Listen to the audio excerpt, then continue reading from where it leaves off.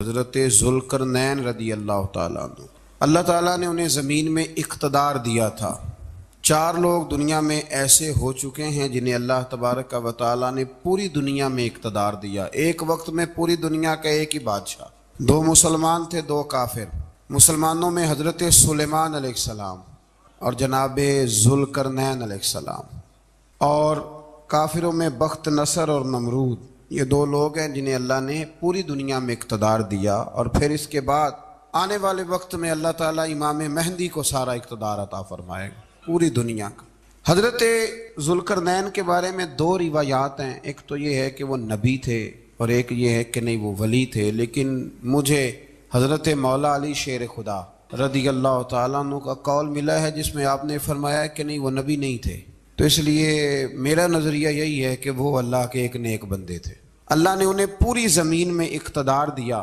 وہ ایک مہم پہ نکلے، ان کا ارادہ بنا کہ میں ذرا دنیا کا چکر لگاؤں، تو انہوں نے سفر شروع کیا کہ میں دیکھوں ذرا سورج غروب کہاں ہوتا ہے۔ تو فرماتے میں پہنچا، بڑا گیا، لیکن میں اس مقام تک پہنچ گیا جہاں سورج غروب ہوتا ہے، تو پھر میں نے دیکھا کہ ایک سیاہ کنواں ہے جس کے اندر جا کے وہ چھپ گیا ہے، لیکن رب کریم کی اس حقیقت تک میں پہنچ سکا نہیں۔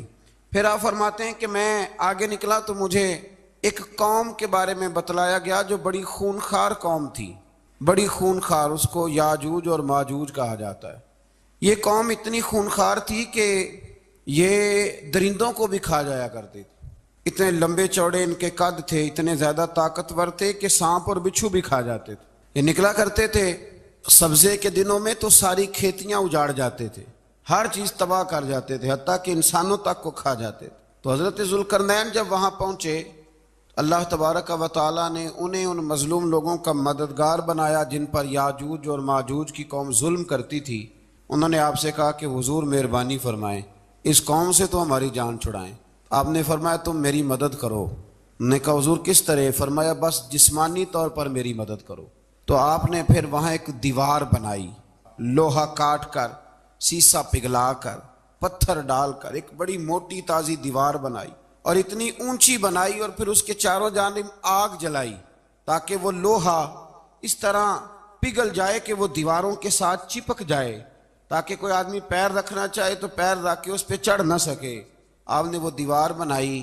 اب اس قوم کا حال یہ ہوا کہ وہ اس کے اندر قید ہیں، وہ صبح جب اٹھتے ہیں تو اس کو توڑنا شروع کرتے ہیں، توڑتے رہتے ہیں، تو جب شام ہوتی ہے تو ان میں سے ہر روز ایک شخص کہتا ہے اتنی رہنے دو، باقی کل کریں گے، لیکن جب وہ سویرے اٹھتے ہیں تو اللہ تعالیٰ اس دیوار کو پھر سے مضبوط فرما دیتا ہے۔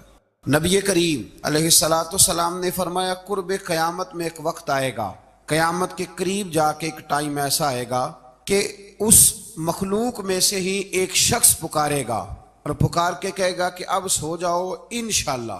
اللہ ان کی زبان پہ جاری کہے گا اب سو جاؤ اور سویرے انشاءاللہ یہیں سے شروع کریں گے۔ تو فرمایا وہ چونکہ انشاءاللہ کہیں گے تو پھر اللہ تبارک و تعالی اگلے دن اس دیوار کو وہیں پہ رکھے گا جہاں رات کو انہوں نے اسے چھوڑا تھا۔ اگلے دن وہ توڑیں گے تو دیوار ساری ٹوٹ جائے گی، اور پھر اللہ تبارک و تعالیٰ کا فضل ہوگا تو مسلمان کی طرف وہ بڑھیں گے، وہ قتل و غارت کریں گے، پھر سے وہی درندگی کریں گے۔ تو پھر حضرت عیسیٰ علیہ السلام ان کے لیے دعا کریں گے۔ تو دعا کا یہ حال ہوگا کہ ان کے وجود پر کچھ ایسی چیزیں برآمد ہوں گی جن کی وجہ سے وہ مر جائیں گے، ختم کر دیے جائیں گے، قیامت کے قریب جا کے وہ دوبارہ آئیں گے۔